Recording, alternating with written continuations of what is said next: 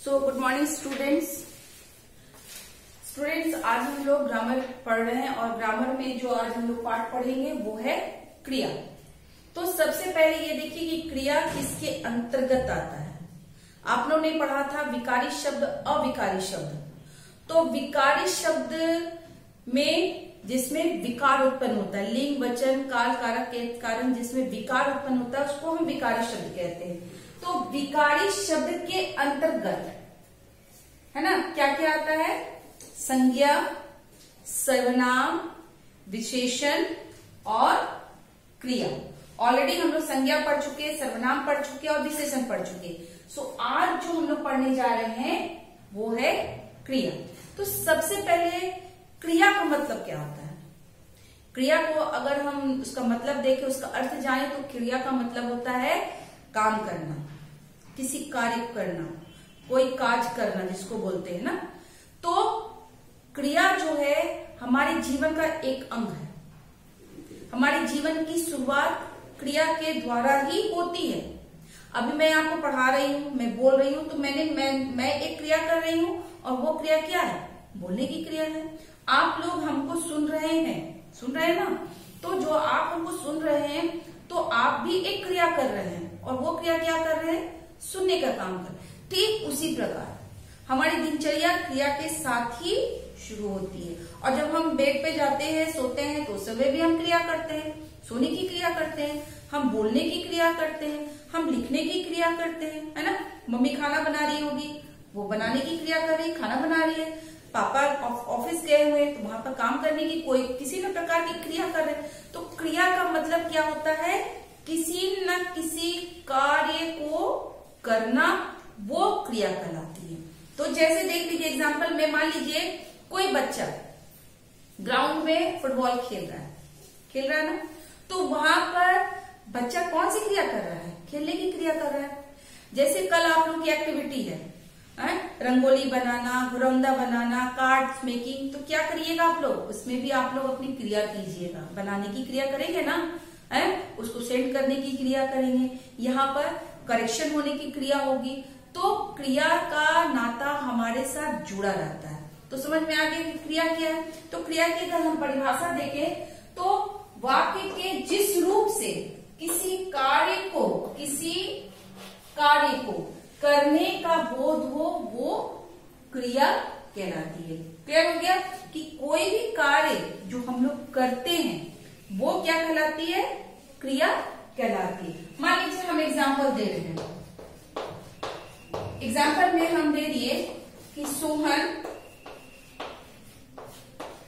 रंगोली बना रहा है, रंगोली बना रहा है। अब यहाँ पर सोहन जो है काम को कर रहा है। कौन सी क्रिया कर रहा है? वो रंगोली बनाने की क्रिया कर रहा है। तो बना रहा है वो क्या है? क्रिया कहलाई। क्लियर हो गया कि क्रिया क्या है? बनाना, खाना, खेलना, कूदना, ये सब क्या है? ये सभी क्रिया के अंतर्गत आता है। अब हम लोग जानेंगे कि क्रिया को कितने भागों में बांटा गया है कर्म की दृष्टि से। कर्म की दृष्टि से क्रिया को दो भागों में बांटा गया है। कर्म की दृष्टि से क्रिया के दो भेद हैं। क्रिया के दो भेद हैं। अब कौन कौन से भेद हैं? तो सबसे पहला जो भेद हो गया वो है सकर्मक क्रिया। अब ध्यान से देखिएगा तो आपको डेफिनेशन याद करने की जरूरत ही नहीं पड़ेगी। आप यहीं पर समझ में आ जा रहा है। सकर्मक, स का मतलब हमेशा होता है साथ है, और कर्म का मतलब होता है काम करना। तो जहां पर काम करने वाला जो कोई काम हो रहा है उसे हम सकर्मक क्रिया करते हैं। अर्थात जहां पर जिस क्रिया में कर्म लगा होता है उसे हम क्या कहते हैं? सकर्मक क्रिया कहते हैं। तो इसकी परिभाषा अगर हम लिखेंगे तो क्या होगा? जिस क्रिया द्वारा, जिस क्रिया में सिंपल में लिख रहे हैं कर्म, कर्म लगा हो उसे हम क्या कौन सी क्रिया कहेंगे? सकर्मक, सकर्मक क्रिया कहते हैं। अब हम एग्जाम्पल के थ्रू आराम से समझ सक जाएंगे कि क्यों इसे सकर्मक क्रिया कहा गया है। मान लीजिए हम एक एग्जाम्पल देख रहे हैं, जैसे एग्जाम्पल में सचिन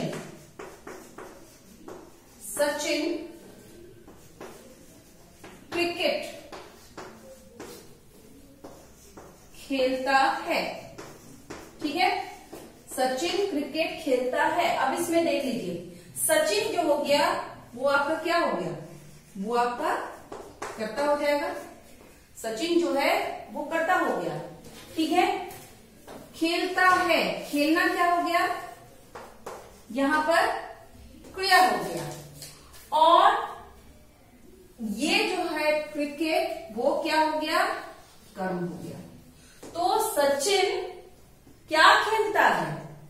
क्रिकेट खेलता है। अगर हम प्रश्न पूछते हैं दो तरह से, या तो क्या और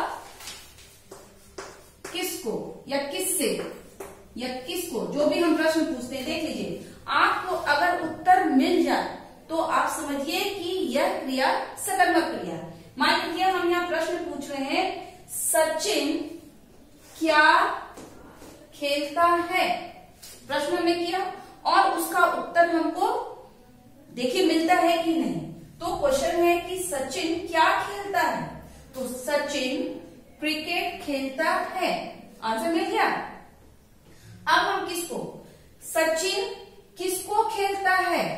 सचिन क्रिकेट को खेलता है, तब भी आंसर हमको मिल रहा है। मीन दोनों से अगर हम प्रश्न पूछते हैं और प्रश्न पूछने के बाद हमको उत्तर मिल जाता है तो वो आपका कौन सा हो गया? सकर्मक क्रिया हो गई। अब जो सेकंड नंबर है वो है अकर्मक, अकर्मक क्रिया। जस्ट इसके अपोजिट में चले जाइए। जिस क्रिया में क्या नहीं हो, कर्म नहीं होता है, उसे हम अकर्मक क्रिया कहते हैं। जैसे इसकी परिभाषा हो गया, जिस क्रिया में कर्म ना हो, कर्म ना हो उसे हम क्या कहेंगे? अकर्मक, अकर्मक क्रिया कहते हैं। अब हम ऊपर के ही एग्जाम्पल को हम नीचे लेते हैं। ऊपर में जो मैंने एग्जाम्पल लिखा है, मान लीजिए जैसे हमने दिया, हमने क्या दिया था? सचिन क्रिकेट खेलता है। अब यहां लिखेंगे सचिन खेलता है, ठीक है। अब चलिए इसको हम लोग देखते हैं। यहां पर सचिन, मैंने आपको पहले ही बताया कि सचिन क्या है? करता है, मीन्स सब्जेक्ट है, ये है, ये करता है। और खेलता है, ये आपका क्रिया हो गया, ये वर्ब हो गया। लेकिन यहाँ पर कर्म जो है वो ऑब्जेक्ट यहाँ पर नहीं है, इसलिए यह अकर्मक क्रिया है। अब हम आपको ये भी बताए थे क्या और किसको करके प्रश्न पूछने के लिए। तो देखिए हम इससे प्रश्न पूछ रहे हैं, सचिन क्या खेलता है? उत्तर मिला आपको? नहीं मिला। सचिन किसको खेलता है? उत्तर मिला आपको? नहीं मिला। तो ये अकर्मक क्रिया है, क्योंकि यहाँ पर कर्म नहीं है। यहाँ पर कर्ता का प्रभाव किस पर पड़ रहा है? सकर्मक में कर्म पर पड़ रहा है, लेकिन यहाँ पर कर्ता का प्रभाव किसी पर नहीं पड़ रहा है, कर्ता पर ही पड़ रहा है, इसीलिए ये अकर्मक क्रिया है। नेक्स्ट क्लास में मैं आपको सकर्मक और अकर्मक क्रिया के एग्जाम्पल, ढेर सारे एग्जाम्पल के थ्रू मैं आपको एक्सप्लेन करूंगी, ताकि आपकी समझ में ये आ जाए कि यह क्रिया सकर्मक है या अकर्मक। मैं 2 या 3 बताऊंगी, आप लोग फटफट खुद ही बना लीजिएगा कि ये सकर्मक क्रिया है या अकर्मक क्रिया। तो आप लोग इसको अपनी ग्रामर की कॉपी में उतार लीजिएगा और परिभाषा जरूर याद कर लीजिएगा कि सकर्मक क्या है, अकर्मक क्या है और क्रिया क्या है। तो ये क्रिया मैंने आपको दिया करने की, याद करने की क्रिया है ना, वो क्रिया आप लोग करिएगा याद करने की, और इसे लिखने की भी आप लोग क्रिया करेंगे अपनी ग्रामर की कॉपी में।